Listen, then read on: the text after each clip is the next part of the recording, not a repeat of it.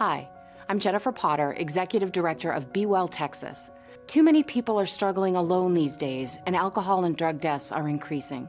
We started Be Well Texas to offer high-quality, science-based addiction treatment and recovery services anywhere, virtually or in person. In many cases, there is no cost for treatment or medications if you don't have insurance. Really. Welcome to Be Well Texas. We're glad you're here. Visit bewelltexas.org.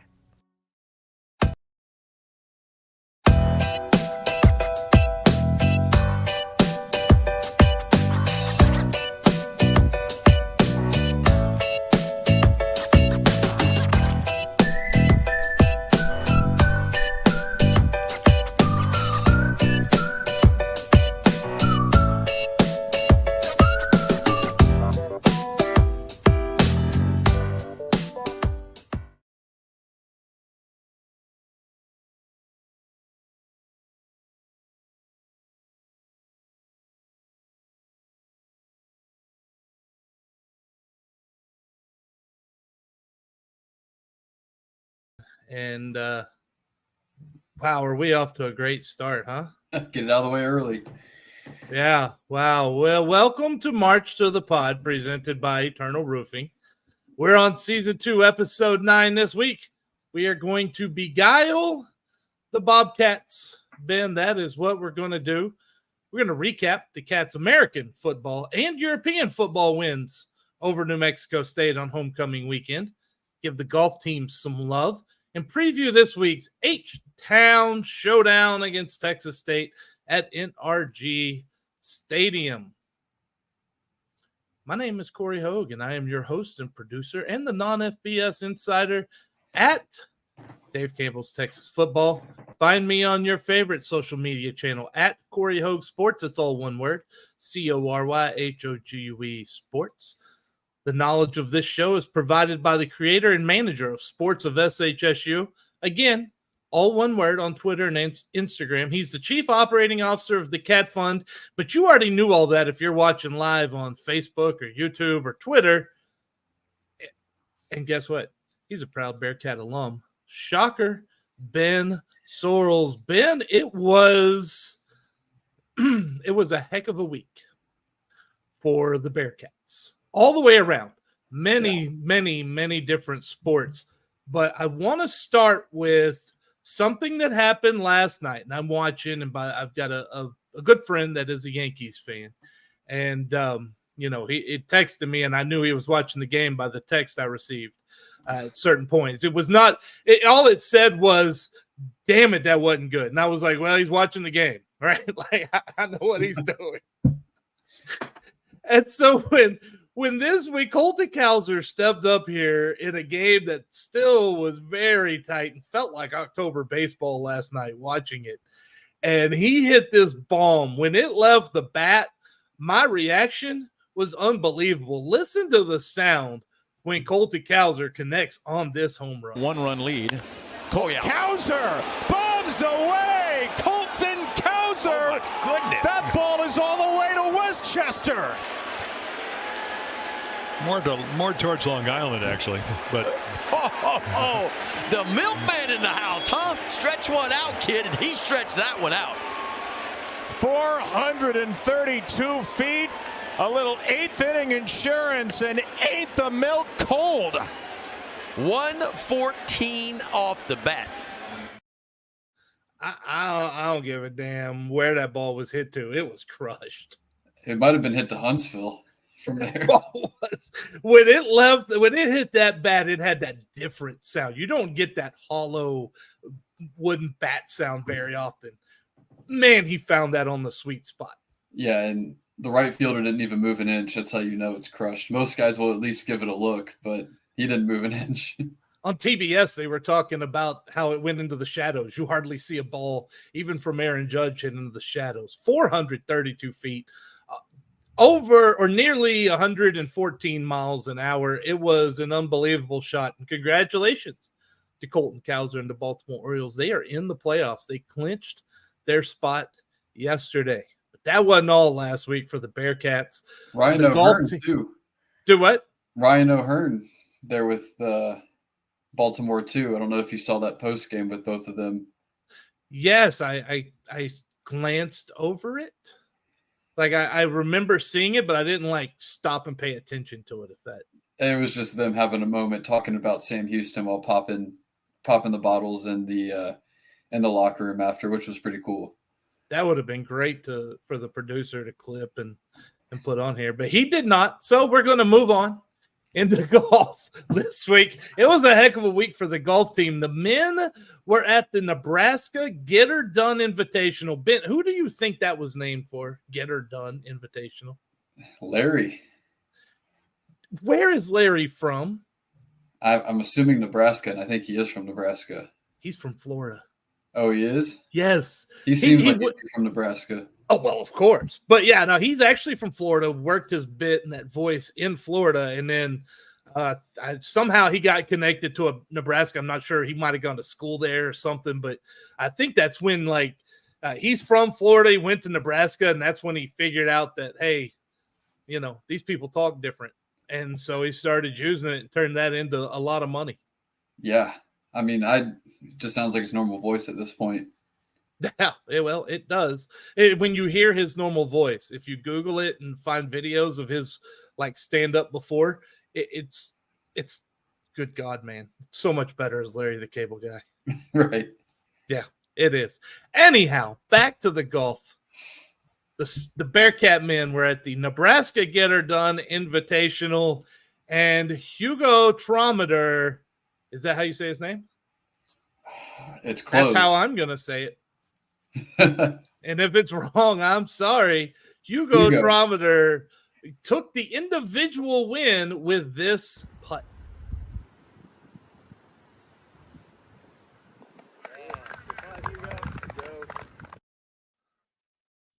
All right. Well, since we're doing this and everything, let's go ahead. By the way, congrats to Hugo. He put up a 68, 65, 69. He won by 2 strokes. And the Bearcat men won overall. They won by 20. They were 22 under. They won by 8 strokes. And the team had a little celebration. There might be a slight pause while I get that video.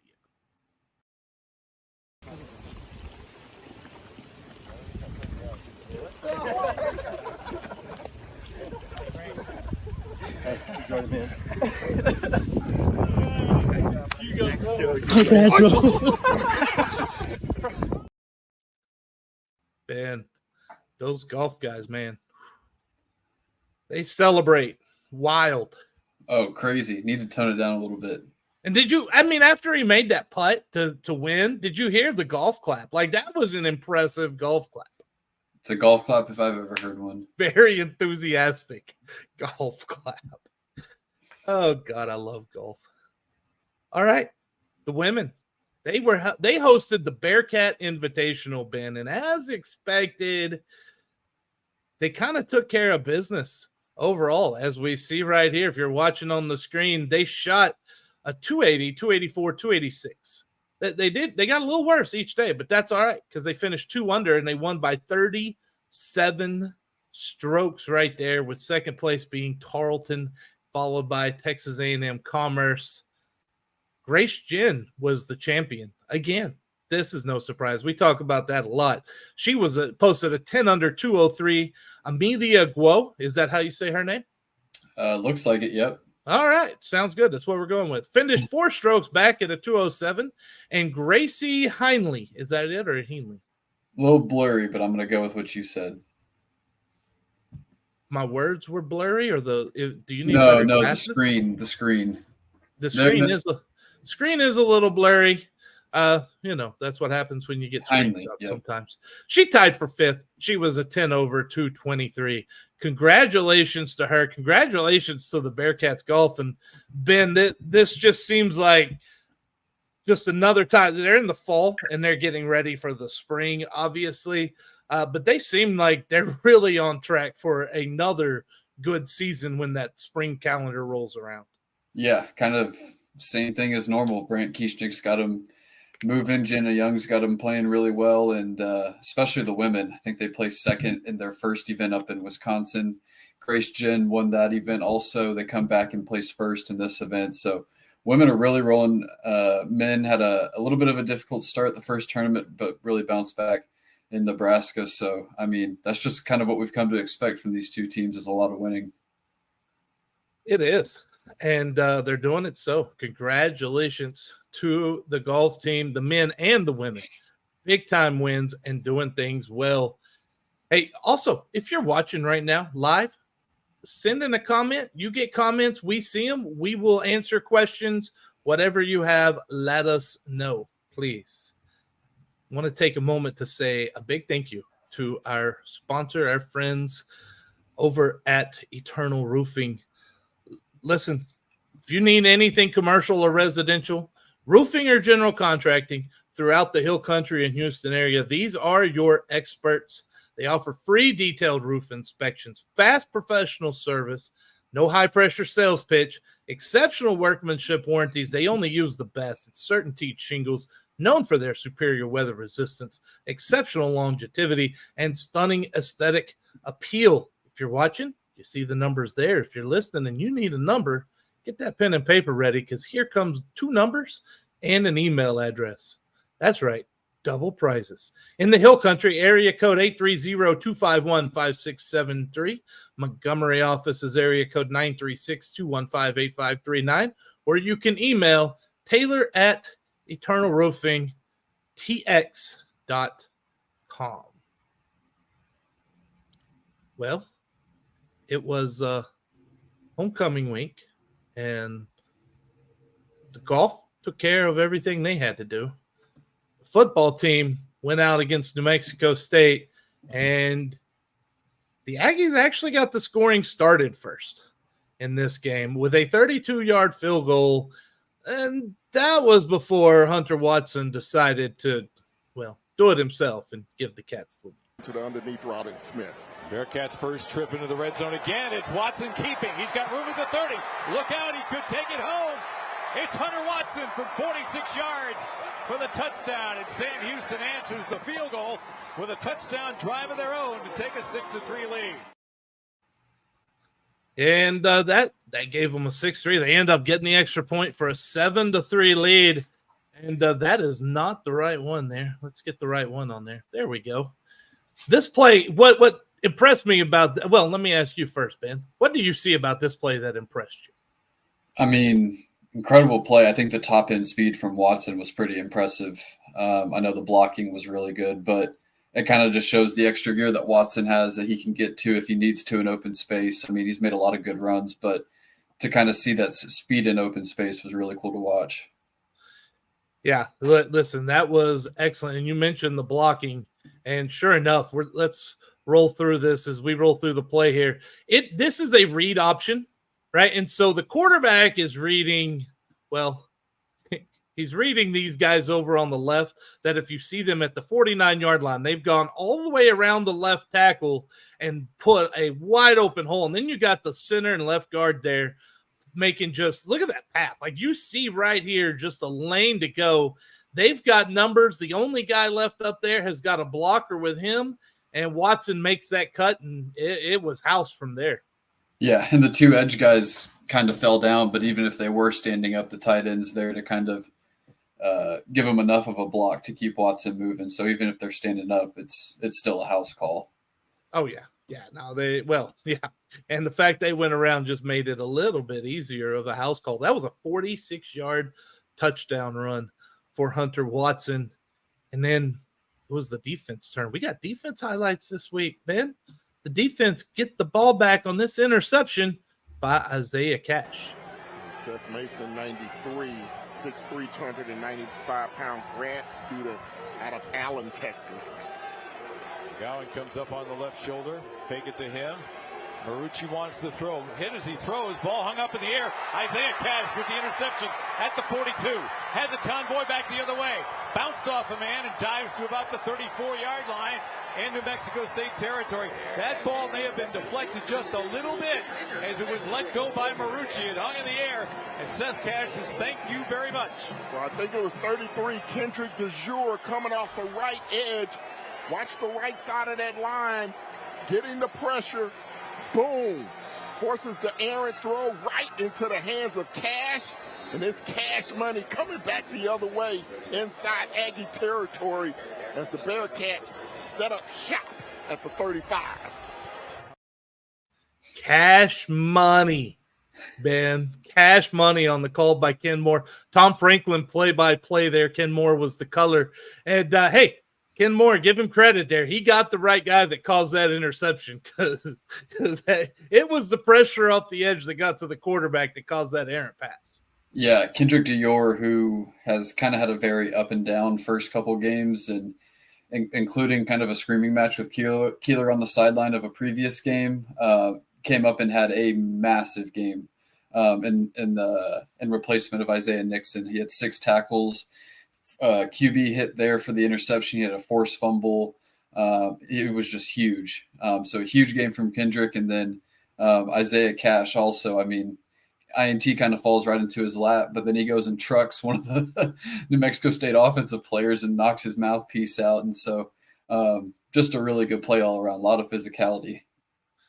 Yeah, so they take that ball, they go down, and Jay Ducker gets his first touchdown of the season on this play. And listen to the play-by-play and the color here as to what they say is coming. 4th down. I expected to give it to number 9. Let him punch it right up there between the center and the guard.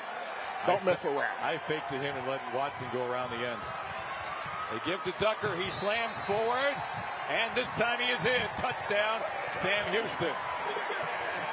So denied the first time, but in the second time is Jay Ducker. And for Ducker, that's his first rushing. And that right there is why Tom Franklin's play-by-play and not coaching. Well, it's funny enough, I actually kind of agreed with him because it was a 4th down play. You went halfback draw, couldn't get the yard you need, fade route, goes off Quavez's hands, probably should have come down with it. And then they went back to the draw, but the way they were crashing on the inside, I thought they should have pulled it with Watson, but it worked out. It did work out. And if you watch that one there, and I don't have that clip to go back and replay, but it looked like they had the edge set looking for Watson to maybe bring it around. There was a DB, the cornerback over there, kind of had that edge set. So it was the right play call. Look, why are you playing around with draw plays on those other downs? I don't know.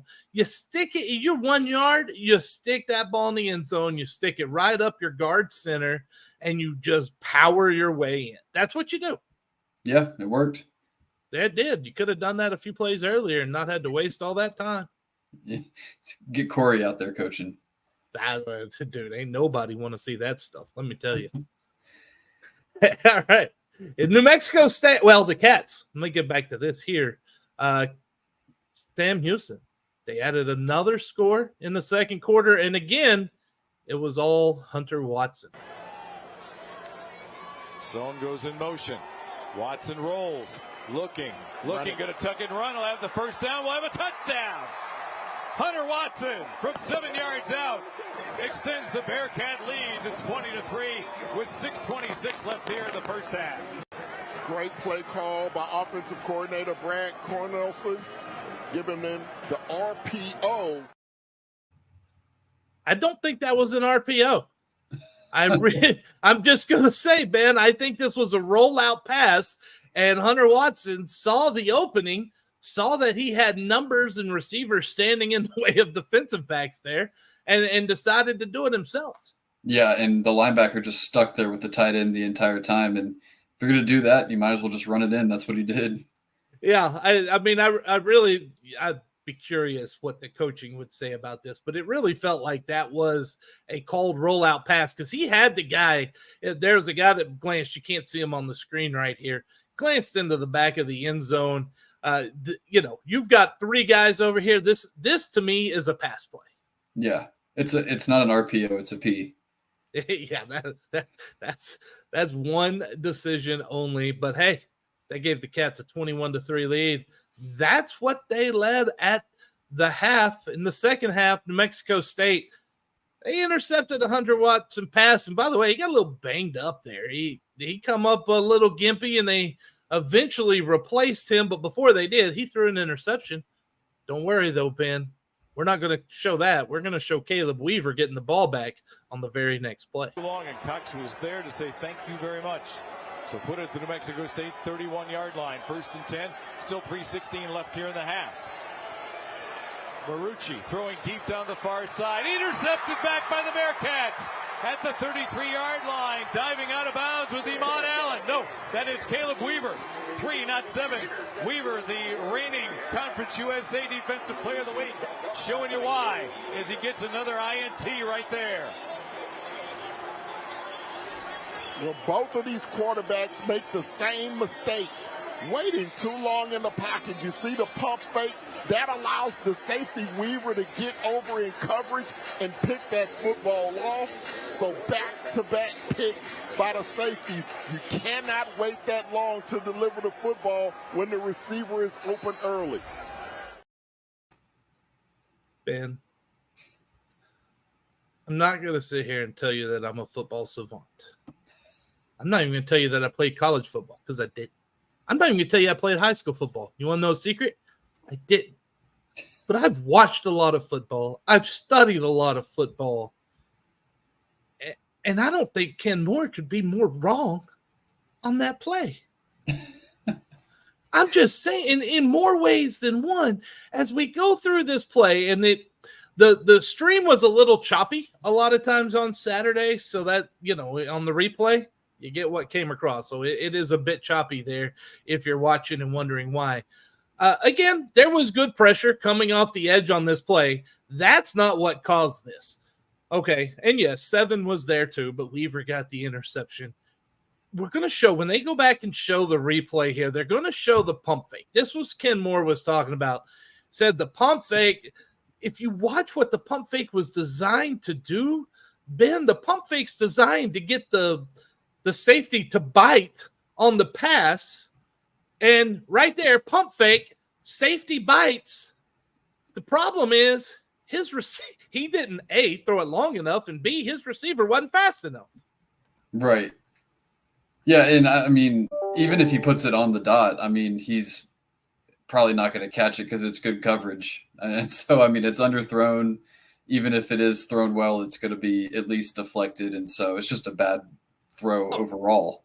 It's a poor decision. Very Right. poor decision all the way through it. And again, I just feel like if on that pump fake, that's what got the safety to bite. That's what it was supposed to do, in my opinion. Now, I could be completely wrong about this, but then, he threw a duck up there anyway. So what you're going to do? Can't really blame Ken Moore. Either. Do what? It wasn't a great pump fake either. No. And I honestly, I don't think Weaver really bit on the fake as much. He might have thought it was a comeback route or something at that point. Right. Because there was no move by the receiver to try to get open. Honestly, look, if I'm New Mexico State, I'm putting that play in the trash can. Right. There was nothing for that play for me to want to call that play again. Yeah, and it was kind of similar to the Hunter Watson interception too, except I think we had Adai had the guy beat, but the safety got over there and he didn't see the safety that was high, and he got there and picked it off. So similar situation where Watson got picked off, but Adai was actually open on that throw before the safety came over. Well, we're not going to sit here and examine Sam Houston interceptions today. Not today. Not today, because there's no need to. Last year, we might have. This year, no need to be doing all the negative stuff. You know what I mean? Right.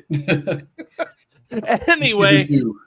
That's right. Season 2, and it's been a fun one so far. Sam Houston added to their lead in the fourth quarter when Jace Bauer found Simeon Evans for a 20-yard touchdown and a 28-3 lead. You got Evans down here at the bottom. Ducker's the running back. Bauer's going to throw. Near sideline. Caught! Touchdown! What a catch by Simeon Evans. All right, Ben. Tell me about this play. It's a little fade route to the end zone here for Evans. Yeah, great throw from Bauer, and I mean, just great concentration by Evans to haul it in, get the feet in, get into the end zone.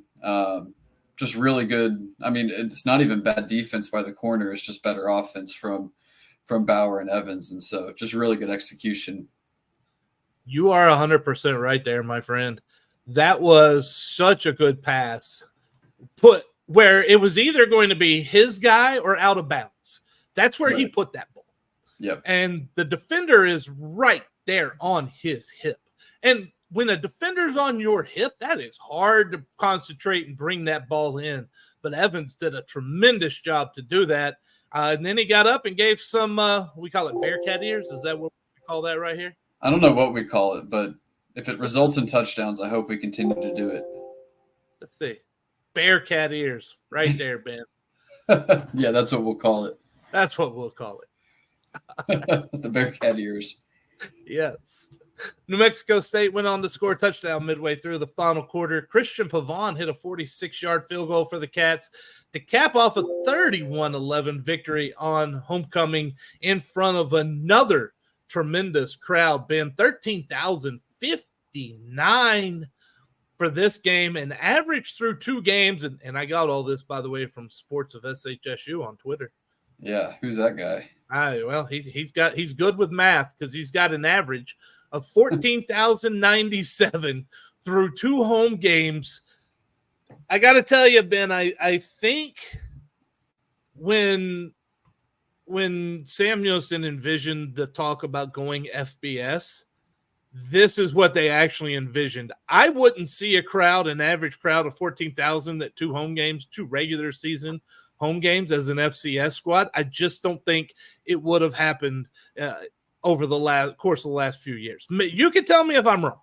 Yeah, I mean, if anything, it was maybe one game of 10, maybe 12,000 kind of thing. So it was really good to see it back-to-back weeks, and it's definitely something you can build off of. And if this team continues to win, there's no reason why it shouldn't be as crowded. I know there's going to be a lot of weeknight games. That's something you got to take into account. But this team continues to win. There's no reason why you shouldn't have at least 10,000 there every game. And then hopefully you can just continue to build on that over the next couple of years, especially with the new Bauer Stadium coming up. Yeah. Oh, what a tremendous show. Hey, credit to the fans. You're coming out. You're doing what I said for years you had to do, and you're doing it. And great job. Congratulations. Thank you. Keep doing it. Show up this week. NRG, man, I've been seeing reports. People have been telling me that most of Sam Houston's side, those tickets are going fast. There's a lot open for Texas. Maybe you should go into Texas State side and put a little Bearcat orange over there, right? There's really nothing left on the Sam Houston side. I think there's one section behind the end zone that's got tickets, but besides that, it's like one seat here, one seat there in other sections. And then the Texas State side's maybe about 40% full. And so let's go fill their side with orange, man. Yeah, that's what I'm saying. Buy their tickets up too. If they don't want to show up, we'll take their tickets. I'm telling you right now, I endorse you going and buying Texas State's tickets. If they don't want to show up and support the Bobcats, show up and make it a true home game for Sam Houston. Yeah, it's looking that way. I mean, we'll see if they even show better than what SFA does. At the moment, it looks like what SFA typically does. It's looking questionable right now whether they show up better. Yeah, that's what I'm saying. You don't know. Yeah. Well, Keeler had some thoughts post-game. Let's listen to what he had to say. So we knew it was going to be a really good football team coming in, and we knew they were going to play us tight. Joe Morris was our D coordinator here. He's now the D coordinator over there. Jared Hensley was here. He's over there. So they obviously knew our personnel really well, and, probably had a pretty good, thought process in terms of what we were going to do. And they almost start off with a pick six to start the game off. So, they got 3 early. We settled down. I thought it was a big drive for us to answer. And all in all, I thought we played some really good defense. And offensively, at times, we looked pretty good. A little spotty, and we got to fix that. Great getting Jace Bowers in the game. It was really one of those where Hunter, he could have played, but, it was like, I think Jace can just give us a little something different, and we can kind of save Hunter's body. And again, Jace played so well in training camp and so well in practices during the weeks prepping for the game that we feel very confident if we have to play him, we're in good shape. So, yeah, it was nice to get out here with our first conference win, and again, homecoming, and we're trying to check off some marks, trying to get to that 6-win mark to make ourselves bowl eligible. So we accomplished all 3 today, which is pretty awesome. they are well on their way to getting that first bowl appearance in school history. And I thought it was a great decision to bring Hunter Watson out when he did. The guy, I mean, he was limping, and it was you could tell it was just something he needed some time with, right? Like he took a good shot or two during the game, and it was just wearing on him. And with a lead like that and the ability to run the ball like they had on Saturday, you might as well give your guys some rest while you can. Yeah, I think it worked out well. Watson took a bunch of shots. I think he was struggling a little bit in the pass game too, and doesn't hurt to get Bauer reps. Never know when you'll need him. And both times he's come in late in games, he's looked really good. So, I mean, you talk about depth across the board. I think you have it at QB also. I don't think it's that big of a drop-off, if any, to Bauer if you had to go to him at some point, which is really good to know if you're a Sam Houston fan. You've got another option there if you need it. Great win. Great crowd. Do it again this week, Cats fans, in the NRG. Sell that. Go get those Texas State tickets. I dare you. I double dare you. You going to do it? I dare you. Triple dare you. Triple dare. Ben tripled it. Whew. I would say quadruple, but then after that, I don't know what the next one is. Pentagonal? Quintuple or some, I don't know. I said pentagonal. That's what I was thinking too, yeah. I think now's a great time to tell you that we are a podcast on the Republic of Football Network and an extension of Dave Campbell's Texas Football. Please like and subscribe to the podcast and follow us on the various social media platforms, including Twitter, Facebook, and Instagram at March to the Pod. It's all one word. It's March, the number 2, the Pod. And you can find us on Threads at the March to the Pod. We also want to take a moment here to give another shout out to our presenting sponsor, who we are so proud to be partnered with, and that is Eternal Roofing. They can install and repair your roof, but they can do a lot of other stuff. Their general contracting stuff, it's just enormous. They can paint the interior, exterior of your home or business, install your gutters or garage doors. They can install your floors, perform any woodworking needs, whether it be crown molding, shelf work, repair your sheetrock. And Ben, pretty sure it's time. If you hadn't already, we're at the end of September. You're probably not getting on the Christmas lights list by now. Yeah, if you are, you're one of the last ones on there. So get on there while you can. I'm even seeing Christmas stuff pop up at like Walmart and Target. So that's how you know it's Eternal Roofing season. Get those lights up. I do not condone trying to put a hit out on someone so that they get taken off of the list so you can get Christmas lights. All right, I ain't condoning that stuff. So get on there while you can. If you're watching live, you see the numbers on the screen. If not, get that pen and paper ready, because here they come, fast and furious. The Montgomery office, area code 936-215-8539. Hill Country office, area code 830-251-5673. Or you can just email taylor@eternalroofingtx.com. They are your choice, and we are proud to be a part of them and have them as our presenting sponsor. Ben, it's time to turn our attention over to the European football. Everybody loves it when I say that too. I'm sure they do. There's a comment on Facebook when I shared it in the Facebook group for athletics that said, why can't we just call it soccer? So we've got people that are already not happy with you. I'm with you. Why can't I? It's because I'm me. Sorry. It's just who I am. It's how I was built. Speaking of women's soccer, they do what? Take it or leave it. That's right. You either like me or you don't. I don't have a choice in your decision on that either way. New Mexico State came to visit Huntsville during the homecoming week. They got on the board first in the 34th minute of the contest, held a 1-0 lead through halftime, but the Cats would tie the contest in the 53rd minute on this goal by Cadence Sanders. Into the middle of the box, headed away. Marquez first there for the Bearcats. Still with Marquez. Into the middle for Nugent. Nugent out wide for Landry Townsend. Can Townsend get there? Yes. Crosses, middle of the box. Opportunity. Goal! It's Caden Sanders. Caden Sanders' first goal tied the game at 1. And Holy moly. What a cross by Landry Townsend. Yeah, that was nuts. I mean, one of the best players in school history, and she showed it right there. I mean, goal was impressive to get a good touch on it and put it in, but the cross was just unbelievable. Sliding and got such touch on that cross from that distance. That is just insanely skilled soccer play. Yeah. That really is. What a great job. But New Mexico State retook the lead in the 73rd minute. Controversy struck. We're going to see how we're going to do this because this is a couple of about 3 different clips of the video thrown together because it just took forever during this time. In the 73rd minute, in the 85th minute, 2 yellow cards and a penalty kick is what came of this. And as we go through this, I'm going to keep the sound off for now. When we get to the point here where right there, the ball comes outside the box, now it's being kicked in. And whoever kicked this in, like this is a shot on goal. That is a really, really smart shot because what happened is the New Mexico State defender, again, let's just go back here so people can see clearly inside the box, right there, clearly inside the box, hits it with her arm. That is a handball, and that is a penalty.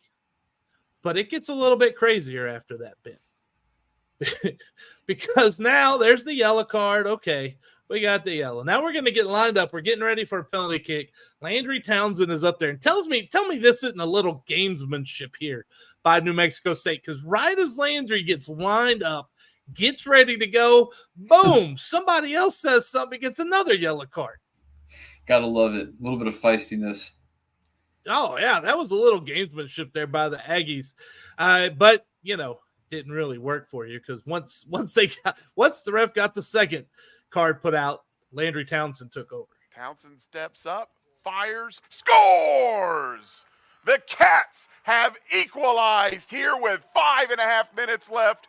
It's Landry Townsend, her 4th of the year and the 17th of her career. Do you think Mr. Jason Barfield was excited about that goal? He was, and rightfully so. I mean, rightfully so. Great call by him, by the way. Love listening to Jason. Yeah, I mean, he does it all. He's a jack of all trades. He really is, and he does such a great. But I love listening to him call games like that. He's fun to listen to. Yeah, I mean, he'll be doing PA one day. He'll be hosting a press conference the next day, and then he'll be doing a podcast. I don't know. He's just all over the place. He is, but that's what makes us love him so much. Nearly 3 minutes later, Ben, Andrea Nugent would give the Cats a lead on this rebound right here.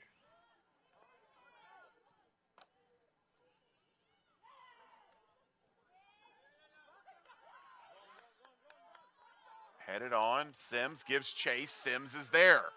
Sims cuts into the box, fires a shot.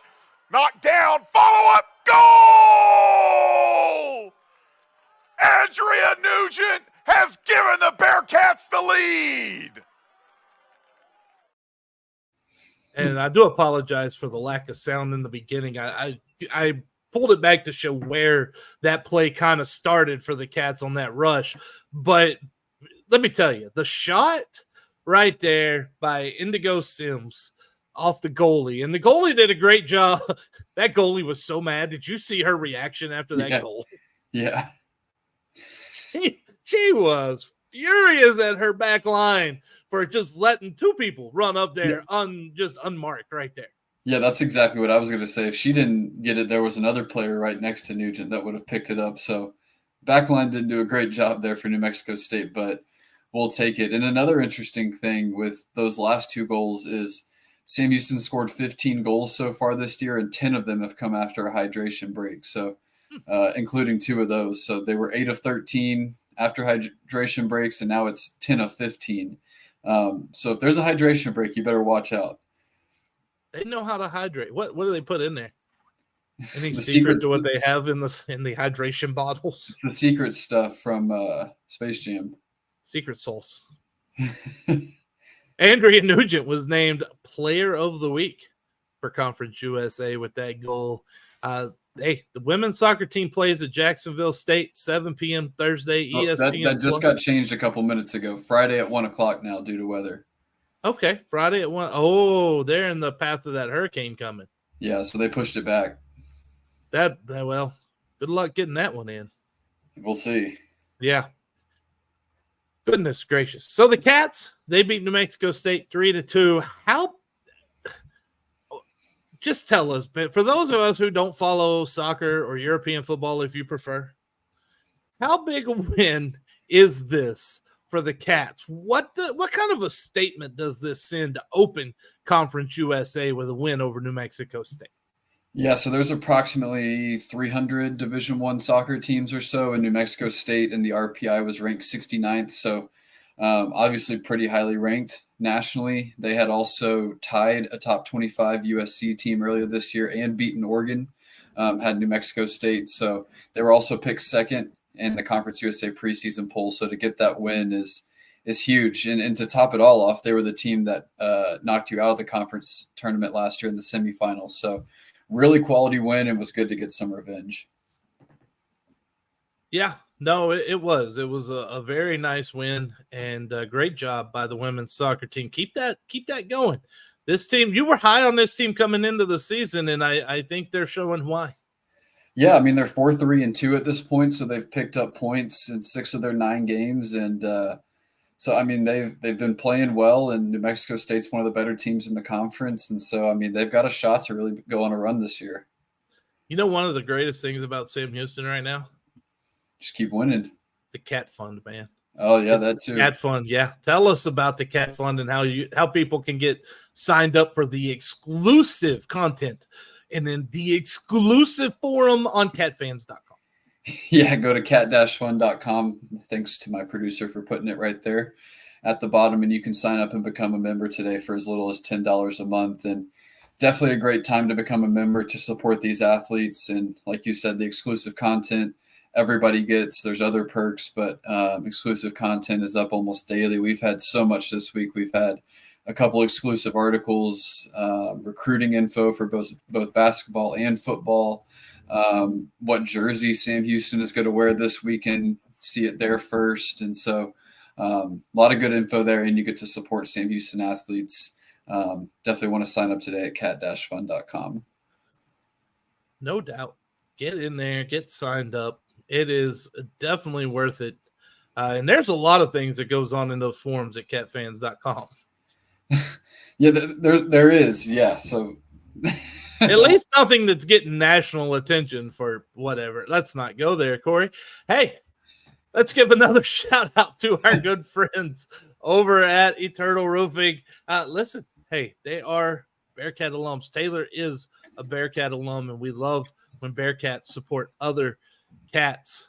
Told you all about them. Listen, if you need commercial roofing, they're your people. And listen, this right here, this is specifically for NRG. The roof was actually open a couple weeks ago. A couple weeks ago. I saw the roof open for an NFL game. Didn't even know that roof actually worked anymore. If you need roof work, NRG, I know the people to call, because Eternal Roofing, they can accommodate any system you have. They can work around any of your other roof equipment. They might get that thing to work all the time. And they're going to do it while ensuring minimal disruption to your operations during installation or repair.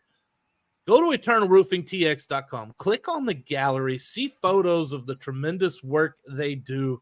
And while you're there, you can email Taylor at eternalroofingtx.com, or you can give a call, Montgomery office, area code 936-215-8539. Hill Country is area code 830-251-5673.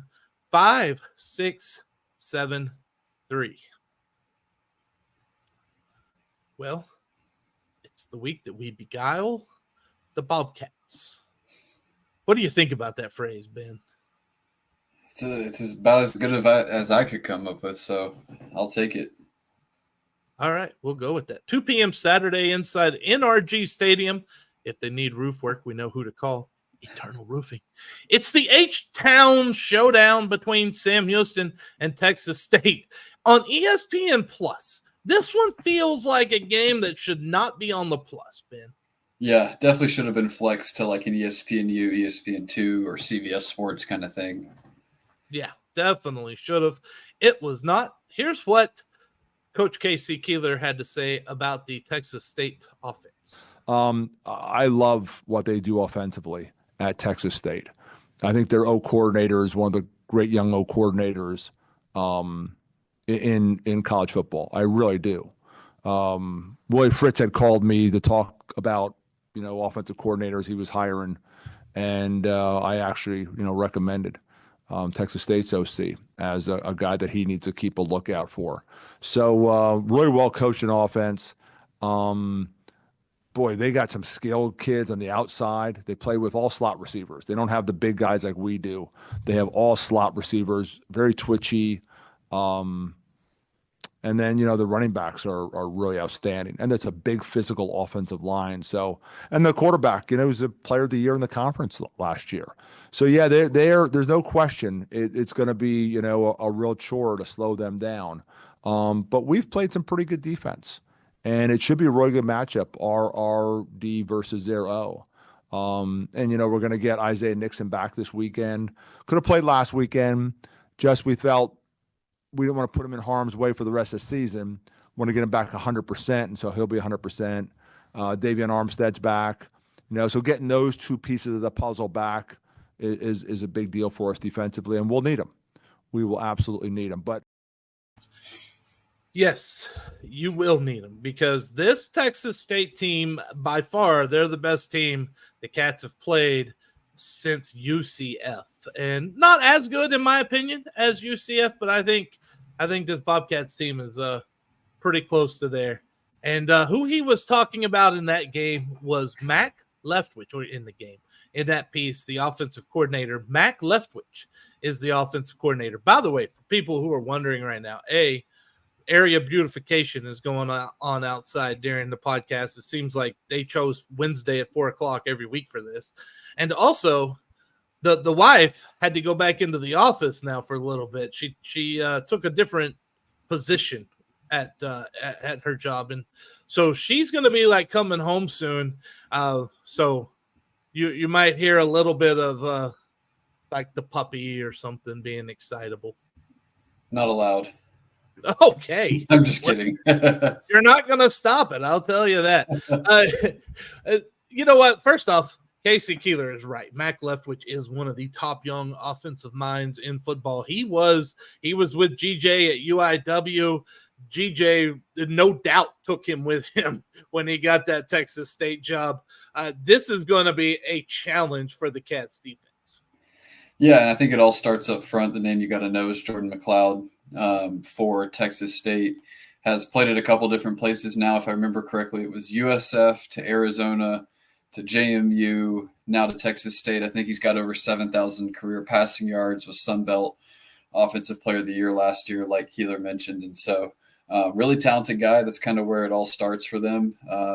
And he's definitely a name to know. And then he's, like you said, a lot of twitchy, smaller receivers. I know they've got, I think it's Joey Hobart and Bo Sparks, who are both kind of like a Wes Welker, Julian Edelman, Danny Amendola kind of guy, really twitchy slot receivers. So, and then they're going to have a big O-line. They got Ish Mahdi there at running back. So they've got some weapons you got to keep an eye out for, but it all starts with McLeod there at quarterback.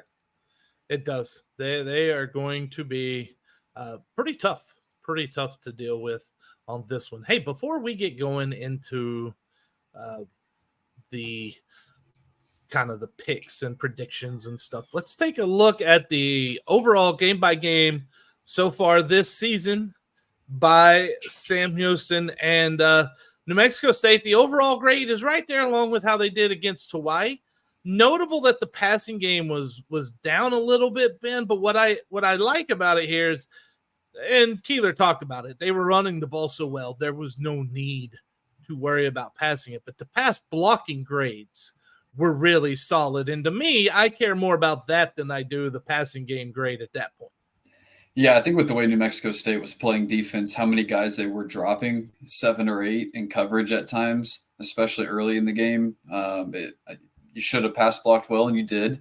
But it also made it difficult to pass because everybody had 1 or 2 people on them every single time. And so passing grade was definitely low, especially with the interceptions, forcing it to places where you probably shouldn't. Pass blocking was good because they were only rushing 3 to 4 And then you were really able to run the ball too. And you can see that here also.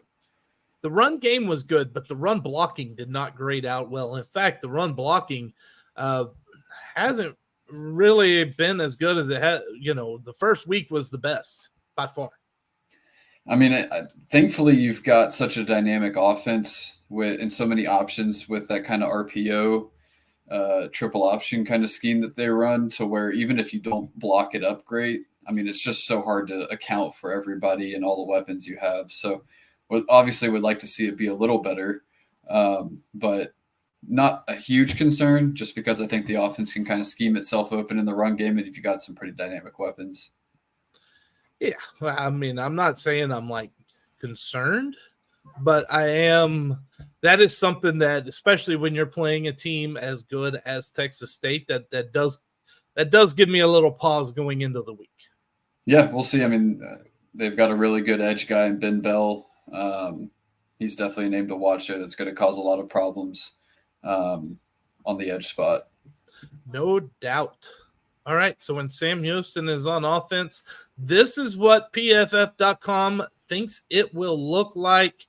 Is there anything that stands out to you here, Ben? Nothing's changed too much from the past week. Still seeing Colt Dieterich there at the left tackle position performing really well. Good to see him continue to play well as a redshirt freshman and kind of emerge there at that spot.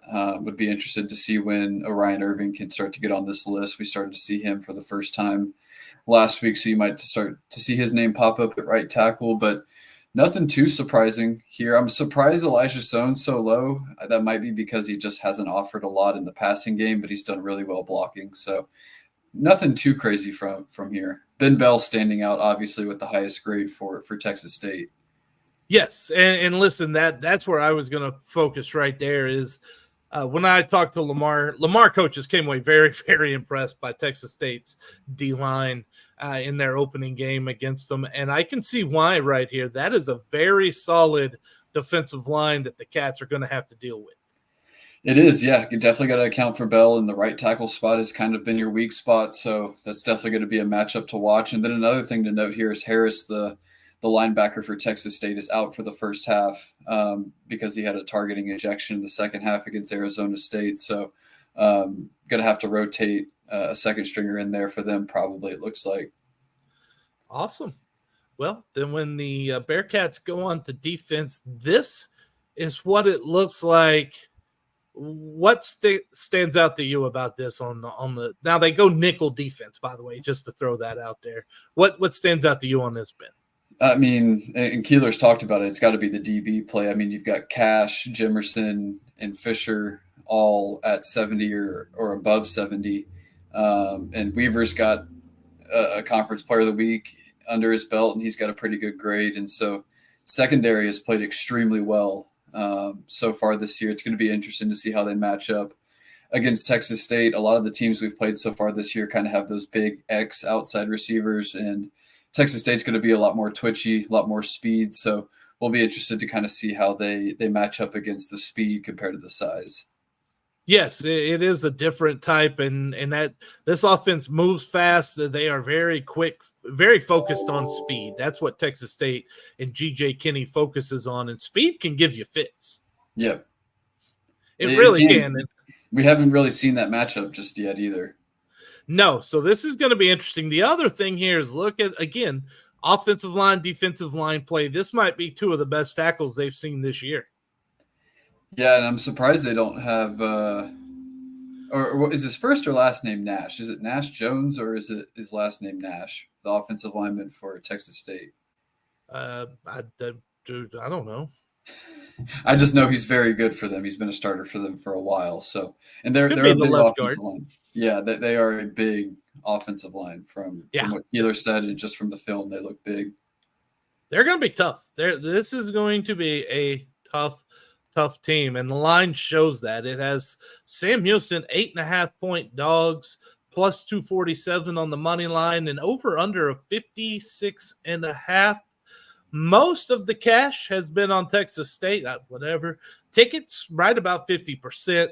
on the money line, it's all Texas State unless somebody's deciding they just want to throw some out there, I guess. 95%. And then for the over-under, 55% of the tickets are for the under. And that seems to be a common theme with Sam Houston so far this year. Yeah, quite a few unders, and I think part of that's due to the Sam Houston defense playing so well so far this year. All right. Well, that gets us there. Now, by the way, pff.com with all those Vegas lines. Ben, last week, you said, and here, let me pull that up. Last week, Ben said 31-13, Sam Houston. Oh, so close. Just needed a safety. Oh, so close. Corey said 38-10. I mean, not as close. You're really close on their number. I mean, I was. Yeah, we were. For the season, Ben is 3-1 versus the spread and 3-1 on the over-unders. Corey is 2-2 on the spread and now 1-3 over-under. So basically, do not listen to what I have to say here. Yeah, pretty much. That's what I'm telling you. All right. Vegas says Texas State wins this game 32.5-24. What say you, Ben? I'm feeling pretty confident, and it may come back to bite me, but I think Sam Houston's going to win this game. I think the crowd is going to play a factor. I know being at a lot of those NRG games, when the crowd is 70-30, 80-20, it can really make a difference when it needs to. And I think Texas State so far this year, I mean, played well against UTSA, but UTSA's looked really bad. Barely escaped Lamar, and Arizona State's an awful Power 4 team. I mean, they got beat pretty handily at Texas Tech, and they were picked dead last in the Big 12. And they lost to Arizona State at home. I don't think Texas State is everything they've been hyped up to be. I think they're a good G5 team, but I'm going to say Sam Houston wins this one 28-27. So I'm going to go under, and obviously they're covering the spread. Wow. Okay. You take a 1-point win. They're going to block the PAT. Oh, gosh. Or Texas State is going to go for 2 in the win. Right? One of those things. Yeah. Good choice. Look, I just think Texas State is a different level team than what we have seen Sam Houston play outside of UCF. They're a higher level than Hawaii. They're a higher level than New Mexico State. They also have a bye week. And I know Keeler talked about in his press conference how sometimes that can work against you. I just don't know if that's just him trying to be positive, because I don't see how you can make that work against you. You can keep yourself in a rhythm. And if there's one guy who knows how to do it, it's G.J. Kennedy. Like, that guy is an amazing coach. Like, he does a very good job. And, yes, UTSA might not be as good this year. They demolished them. Arizona State is still a P4 program. And, you know, in a lot of ways, I think Texas State probably feels they should have won. And that was their last game. They've had 2 weeks to stew on this. What am I trying to tell you? I'm trying to tell you I think Texas State wins this one. I think it's not as close as you think it is.